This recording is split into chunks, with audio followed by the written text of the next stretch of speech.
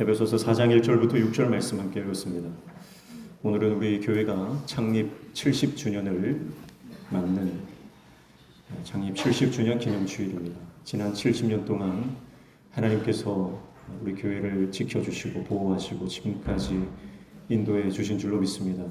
뿐만 아니라 우리 모든 성도님들이 눈물과 기도로 교회를 위해서 헌신하고 봉사하고 자신의 모든 것을 하나님 나라를 위해서 아낌없이 투자하고 자신의 생명까지도 이 하나님 나라를 위해서 교회를 위해서 헌신했기 때문에 이 교회가 지금까지 세워진 줄로 믿습니다.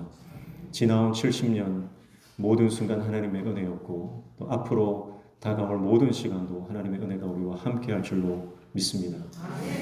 특별히 지나온 70년보다 앞으로 다가올 시간들 가운데 하나님께서 더 큰 은혜와 더 큰 부흥의 역사를 우리 가운데 허락해 주실 줄 믿습니다. 기대와 소망을 가지고 우리에게 맡겨진 사명 감당하며 나아갈 때 하나님께서 이전에 경험하지 못했던 새로운 영적 차원으로 우리를 끌어올리실 것이고 수많은 영혼들이 구원받는 역사를 우리가 이 공동체에서 보게 될 줄로 믿습니다. 끝까지 하나님 나라를 꿈꾸고 하나님을 위해서 쓰임받는 그 사명 감당하는 길에 포기하지 말고 주님 앞에 쓰임받는 저와 여러분들 되시기를 주님의 이름으로 축복합니다.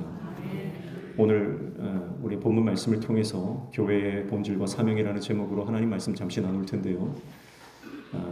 많은 것을 다룰 수 없지만 오늘 본문 가운데 나타나는 우리가 무엇을 붙들어야 하나님께서 기뻐하시는 교회로 세워갈 것인가 잠시 살펴보려고 합니다. 먼저 1절에 보시면 그러므로 주 안에서 갇힌 내가 너희를 권하노니 너희가 부르심을 받은 일에 합당하게 행하여 그렇게 말씀합니다. 부르심을 받았다 그렇게 말씀하죠. 부르심이라고 하는 것 내가 너를 불렀다 소명입니다. 내가 너를 쓰겠다라고 하는 것은 사명이죠. 특별히 이 부르심이라고 하는 것 헬라어로 보면 클레시스라고 하는데요. 부르다, 이름을 주다라는 뜻입니다. 하나님께서 우리를 불러주실 때 하나님께서 우리의 이름을 불러주시는 거죠. 그리고 우리의 이름을 불러주실 때 그 이름이 우리의 정체성이 되고 그 이름이 우리에게 불려질 때 비로소 우리의 삶에 의미가 생긴다는 것입니다. 하나님이 내 이름을 불러주실 때 우리의 삶이 비로소 가치 있는 인생이 되고 의미 있는 인생이 된다는 것이죠. 하나님께서 호렙산에서 불타는 떨기나무 가운데 모세야 모세야 부르십니다. 모세를 부르실 때 모세의 인생에 비로소 의미가 생기는 겁니다. 비로소 새로운 영적인 출발이 시작되는 것입니다. 오늘 하나님께서 우리를 불러주셨다면 여러분 그 부르신 하나님의 부르심 때문에 우리의 삶은 특별한 인생으로 새롭게 시작하게 되는 줄로 믿습니다. 성경에 보면 하나님은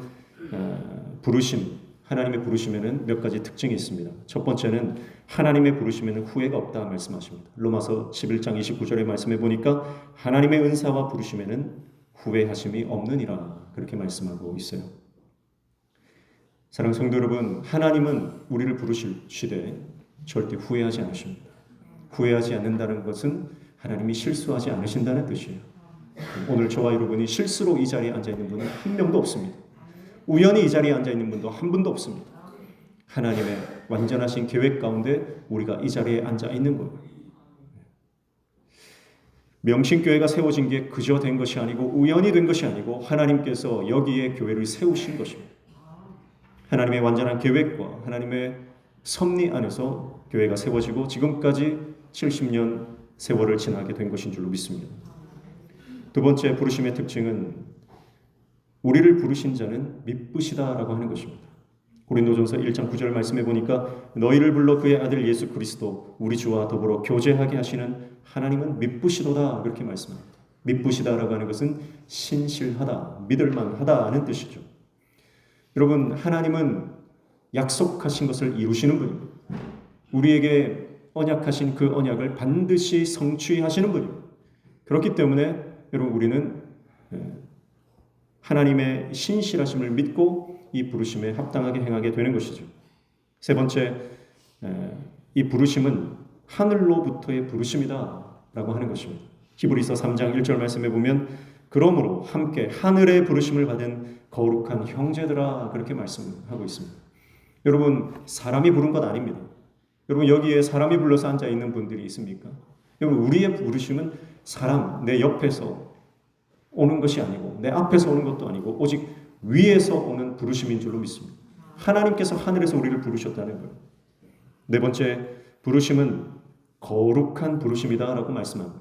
디모데후서 1장 9절 말씀해 보니까 하나님이 우리를 구원하사 거룩하신 소명으로 부르심은 그렇게 말씀하죠. 하나님께서 우리를 부르신 부르심은 거룩한 부르심이다. 그래서 세상의 부르심과 다르다. 여러분, 만약에 대통령이 우리를 불러서 장관직에 앉힌다 해도요, 그게 얼마나 영광입니까? 그러나 그것은 거룩한 부르심은 아니에요. 의미 있고 값진 부르심이긴 하지만 오직 거룩한 부르심은 하나님이 우리를 부르시는 그것만이 거룩한 부르심인 줄로 믿습니다. 그러니까 여러분, 저와 여러분이 하나님이 부르셨다라고 하는 것은 나라의 대통령 되는 것보다, 장관이 되는 것보다, 고위공직자가 되는 것보다 더 거룩하고 위대하고 영광스러운 이름을 기억해야 하는 것입니다. 그래서 자부심이 있는 거예요. 이 거룩한 부르심에 우리가 부름을 받았다라고 하는 것은 어마어마한 영광이고 자부심이다라고 하는 거예요. 그래서 여러분, 저와 여러분이 하나님께서 나를 부르셨다. 하나님이 자녀로 부르시고 하나님께서 나를 주의 종으로 부르시고 하나님께서 나에게 직분을 맡기셨다라고 하는 것, 특별히 이 명신교회에서 내가 이 명신교회를 섬길 수 있는 직분을 주셨다라고 하는 것은 놀라운 영광이다라고 하는 것이죠. 그래서 내 목숨을 다하는 날까지 하나님 나라와 세우신 교회를 위해서 끝까지 쓰임받는 저와 여러분 되시기를 축복합니다. 그래서 여러분이 부르심이 중요한데요, 나를 부르신 이가 하나님이시다라고 하는 것이 얼마나 중요한지 모릅니다. 그래서 하나님이 나를 이 교회에 부르셨다, 이 인식과 믿음을 가지고 있는 사람은 흔들리지 않습니다. 우리가 신앙생활을 하다 보면 우리의 신앙을 흔들어 놓고 우리가 포기하게 만드는 일들과 상황들이 얼마나 많이 있습니까? 내 내적으로, 그리고 내 외적으로, 가정과 또 직장과 또 교회 공동체 안에서도요, 내가 교회에서 직분을 감당하지 못하게 하는 일들이 어마어마하게 많습니다. 오늘 세례 받으시는 분들이 4분이 있어요. 세례를 받을 때 보면 꼭 일어나는 일이 뭐냐면 갑자기 집안에 무슨 일이 생긴다든지, 그래서 이 세례를 받는 것은 하나님께서 우리를 하나님의 자녀로 부르시는 이 부르심에 내가 믿음으로 화답하는 것 아닙니까?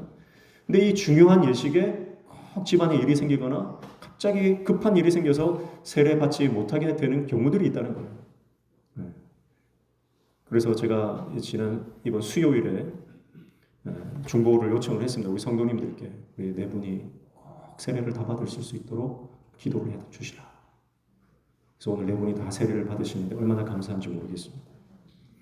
여러분, 우리 인생도 마찬가지입니다. 내가 주님의 일을 하려고 하면 꼭 방해가 있고요, 내가 주님의 사명을 감당하려고 하면 꼭 힘들고 어렵고 포기하게 할 만한 일들이 생긴다는 것입니다. 그러나 하나님이 나를 여기에 부르셨다라고 하는 인식이 있으면 여러분, 끝까지 우리가 이 사명을 감당하게 될 줄로 믿습니다. 그래서 하나님이 나를 부르셨다는 이 소명의식, 이 부르심에 대한 확신이 있으면 흔들리지 않습니다. 사랑하는 성도 여러분, 오늘 저와 여러분이 하나님께서 나를 부르셨다, 이 소명의식을 가지고 하나님께서 우리를 부르신 이 부르심 앞에 아름답게 쓰임받는 저와 여러분 되시기를 축복합니다. 그래서 온 성도들이 하나님이 나를 이 명신교회에 부르셨구나, 이것이 가장 첫 번째 교회에 필요한 모습이다라고 하는 것이죠. 두 번째 2절 보시면 모든 겸손과 온유로 하고 오래 참음으로 사랑 가운데서 서로 용납하라, 그렇게 말씀을 하고 있습니다. 교회는 예수님만 드러나야 됩니다. 그래서 우리는 겸손하게 다 엎드려야 돼요. 여러분, 이 겸손이라고 하는 것이 지금은 저분은 겸손하다 그러면 참 좋은 칭찬이죠.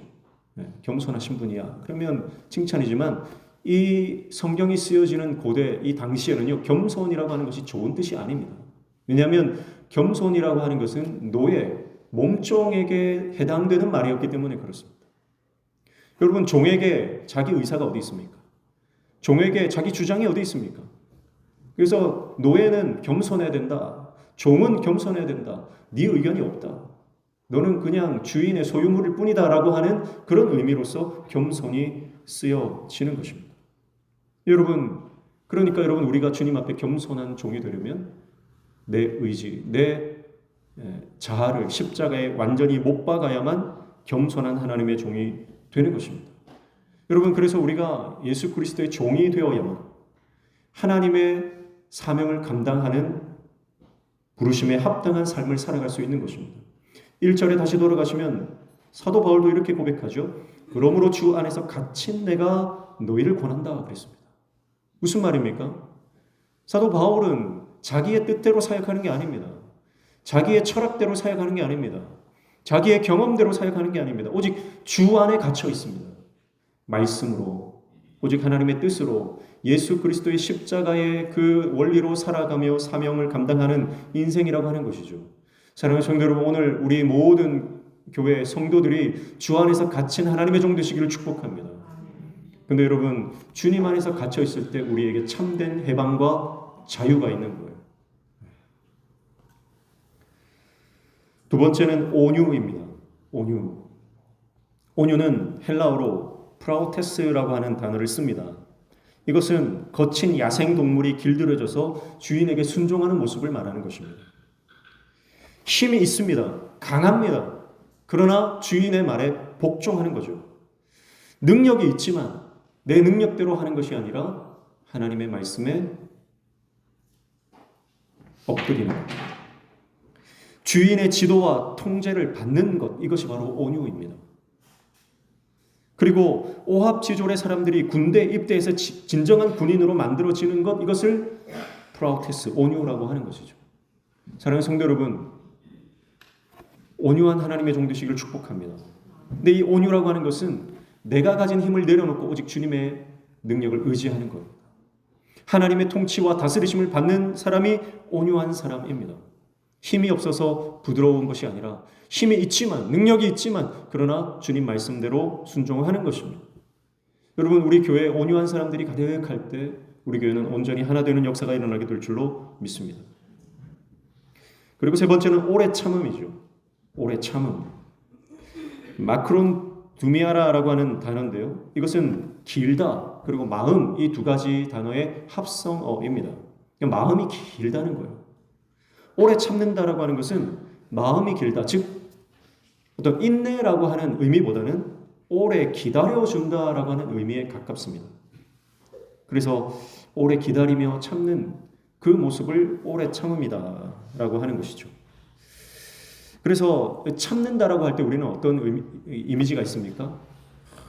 참 마음이 답답하지만 속이 타들어가지만 그래도 버텨보는 것, 그런 이미지가 있잖아요. 근데 성경에서 말하는 오래 참음은 그런 이미지가 아닙니다. 성경에 나오는 오래 참음은 성령 하나님에 의하여 소망 중에 기쁨으로 견디는 것을 말합니다. 그러니까 여기서 오래 참음이라고 하는 것은 어쩔 수 없이 버티고 견디는 것이 아니라 하나님이 주시는 기쁨과 소망 가운데서 그 시간을 기다리는 것입니다. 그러니까 만약에 오래 참음의 은사가 있는 사람들은요, 자녀들이 좀 잘 엇나가도요, 자녀들이 엇나가는 모습을 봐도 하나님께서 이 자녀들을 반드시 들어 쓰시는 것에 대한 확신, 믿음, 소망, 기쁨이 있는 거예요. 그래서 하나님께서 하실 일들을 기대하며 기다리는 것, 그것이 오래 참음입니다. 교회도 마찬가지죠. 우리 교회가 아직 완전하지 않고 부족한 것이 많고 여러 가지 모자란 것이 많다 할지라도 하나님께서 간섭하시고 역사하셔서 이 교회가 하나님께서 기뻐하시는 교회로 점점 완성되어 갈 것이라고 하는 것. 모든 성도들이 아직은 부족하지만 점점 성화되고 성숙된 모습으로 그리스도의 온전한 군사로, 강한 군사로 세워져 갈 것을 믿는 것. 그리고 그 믿음으로 기다려주는 것. 내 성에 차지 않습니다. 내 성에 차서 기다리는 게 아닙니다. 내 성에 차지 않지만 여전히 부족하고 연약한 것들이 많지만 그러나 하나님께서 하실 일들을 기대하며 기다려주는 것. 그것이 바로 오래 참음이다라고 하는 것이죠.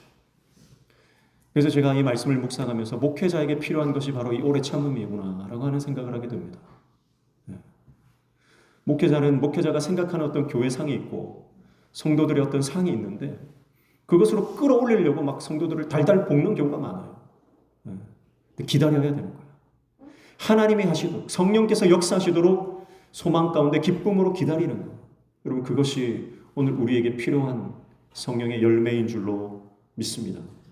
그래서 결국 우리가 각각 다 다른 모습으로 모여 있지만 그러나 주님 안에서, 성령 안에서 하나의 온전한 군대로, 강한 군사로 세워지는 역사가 일어나게 될 줄로 믿습니다. 그리고 사랑 가운데서 서로 용납하라 그렇게 말씀하고 있죠. 용납한다라고 하는 것은 원어적으로 보면 위에 뭔가를 짊어지고 가는 그런 뜻입니다. 용납한다. 그러니까 용납한다는 것은 앞서서 오래 참음보다는 좀 더 내가 십자가를 지고 인내하는 그런 이미지입니다. 그러니까 여러분, 누군가의 연약함을 내가 대신 져주는 거예요. 그게 용납이에요. 누군가의 부족함을 내가 대신 짊어지는 거예요. 그게 바로 용납입니다. 그것을 가능하게 하는 것이 뭡니까? 바로 사랑입니다.